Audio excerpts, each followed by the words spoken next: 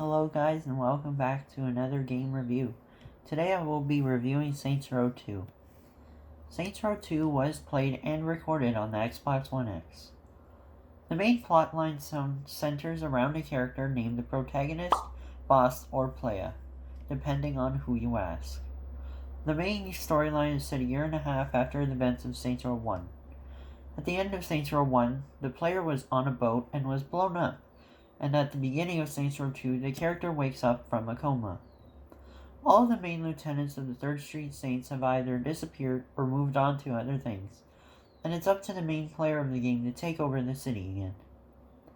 The 3 main gangs that you have to take out in the game are the Sons of Samedi, the Brotherhood, and the Ronin.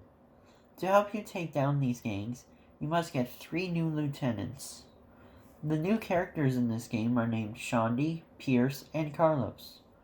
The new character Carlos, in my opinion, was not needed in this game. This will be a spoiler what I'm about to say. But Carlos dies very early in the game. I would have rather not have him in the game at all, or to have him in the game longer. I feel like we were meant to feel an attachment to this character, but that's just not possible with the amount of time he's in the game. The missions for each gang are much longer than they were in the first game, and I really like this because it makes the game longer and more fun. The story is so much better and has a better structure. Everything makes sense except for a few things that I will mention now. There are some odd things that happen during the storyline that do not make sense to me, and I will list them below. One of the things that do not make sense to me is that you get a phone call to tell you where one of the Ronin lieutenants were, and we never figure out who that person on the other line was. Another one that I found weird is when the leader of the Saints was kidnapped by the Sons of Samedi. This makes no sense to me because we never figured out how they knew where the character was. After all of the gangs were destroyed, we then have to take down a business or enterprise called Ultor. The reason why this happens is because this business wants to take down every gang in the city and have the city for their own. It's a much shorter storyline, but it wraps up the game very well. There is a secret mission that you can find in the police station, but I won't tell you much about it because I want you to see it for yourself. The sound design was really good in this game, and the big difference I found between the first game and the second game was the fact that the voice acting was way better in the second game than it was in the first. The one issue I noticed with the sound was in the cutscenes, the voices were much louder, and everything else was pretty much louder than in gameplay. They should have balanced the sound between the cutscenes and the gameplay. In my opinion, the sound effects were much better in the cutscenes than they were in the game. If you are using cheat codes in this game, be aware that when you are causing a lot of chaos, after about 45 minutes, the sound will cut off. If you're using unlimited clip on weapons and you shoot for too long, it'll continuously make that sound even when you're not shooting. When this happens, I would suggest that you restart the game, as this is the only way to fix the sound. The music in this game was great. It felt more like the early 2000s, and back then, it had brand new music, which is a great addition to a game like this. Most of the music ranges from hip-hop to rock to electronic. The graphics are really good for 2009. Sometimes the game can look a bit hazy, but I think that's just one of the weather effects. The game is capped at 30 frames per second, which is fine. And sometimes when using cheat codes and you blow up too many things too fast, things can start to disappear. For instance, if you blow up too many cars, some of them will not show up, but they will be there, and you will just see lights and nothing else. Not even the NPCs are in the vehicles. I do not know the reason, but there were a lot of frame drops in this game. More noticeably when you are in the beginning of the game and you're trying to escape the prison. The frames were dropped a lot, almost making me think that the game was going to crash. And this only happens a lot when you're on the water and a lot of action is going on. The controls are very well done. One of the issues I do have with the controls is the fact that they are different, and if you are just starting the game right after the first game, it can get very confusing, very hard to get used to the new controls. Luckily, you can change the control scheme within the pause menu and have the same controls as the first game. It does feel a little bit different to drive cars now than the first game. It was quite easy to drive in this game, but you just need a little bit more skill in driving. The one addition for the controls I really like is the fact that you can activate cruise control on vehicles now. This is better because when you are chasing a car with somebody shooting at you, it's much easier to take them down. There is an incredible amount of content within the game, besides just the main story.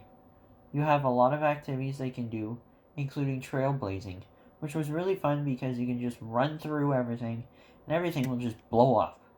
If you're not interested in activities or any of that, you will still have a lot of fun going around the city and finding little Easter eggs. And the world seems much, much bigger and more interesting, and it's also fun attacking gang members. I would definitely play this game again. I've already played this game over and over again, about like 5 times. Now, over the past 2 years, there is an endless amount of content to keep you entertained for hours on end. This game was a lot of fun. I never got bored. You always have something to do, from playing activities, buying new clothes, new weapons, and causing chaos throughout the entire city. And there are also a lot of comedic moments in this game. I love this game personally, and I cannot find a lot of things to complain about. The only things I have are small little things that really don't affect the overall gameplay.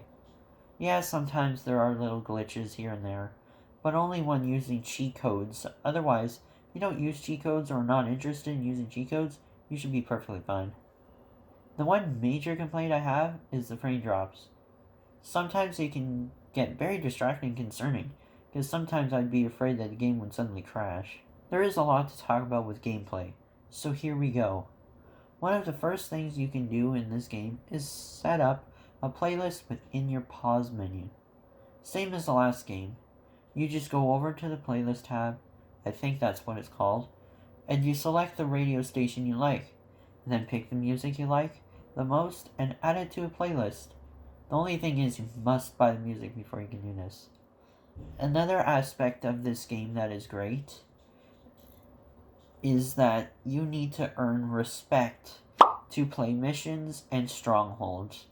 In order to get respect, you need to play activities like trailblazing, as I mentioned earlier.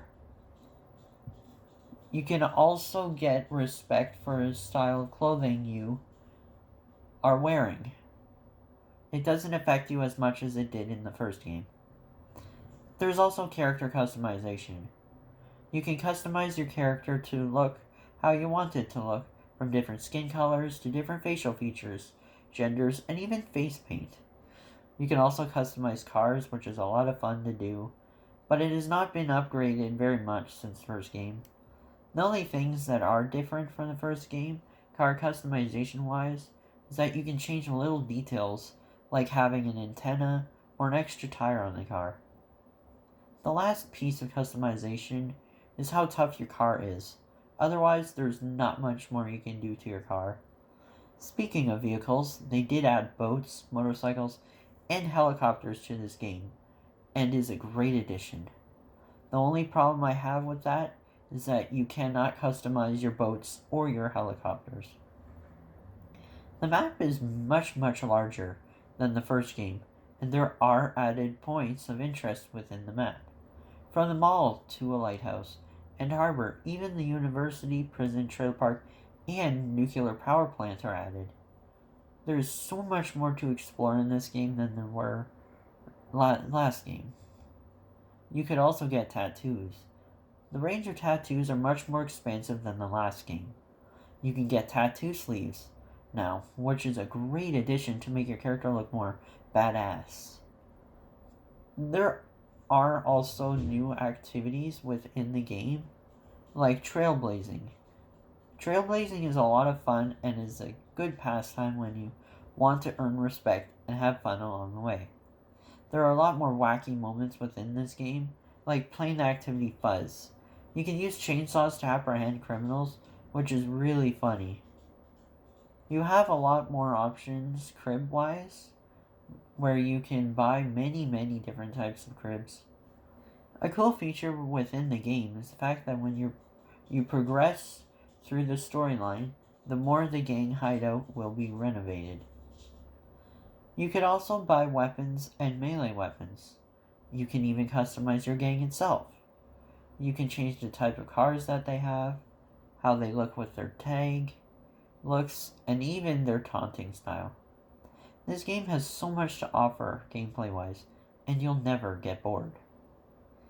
Anyways, with every review I will give a rating, the number out of 100. I am giving this game a 90 out of 100. I give it a 90 out of 100 because it's so much fun to play, and you will never get bored. There are small problems within the game that did affect the overall score.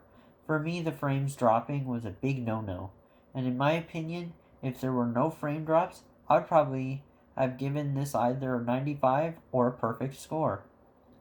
I did play this game on the Xbox One X, so I have no reason to see why this game would drop frames so quickly and easily. Anyways, thank you all for watching this video. I will be playing Saints Row the 3rd Remastered starting tomorrow. So hopefully at some point next week I will have a review for that out. Thank you all, and see you next time.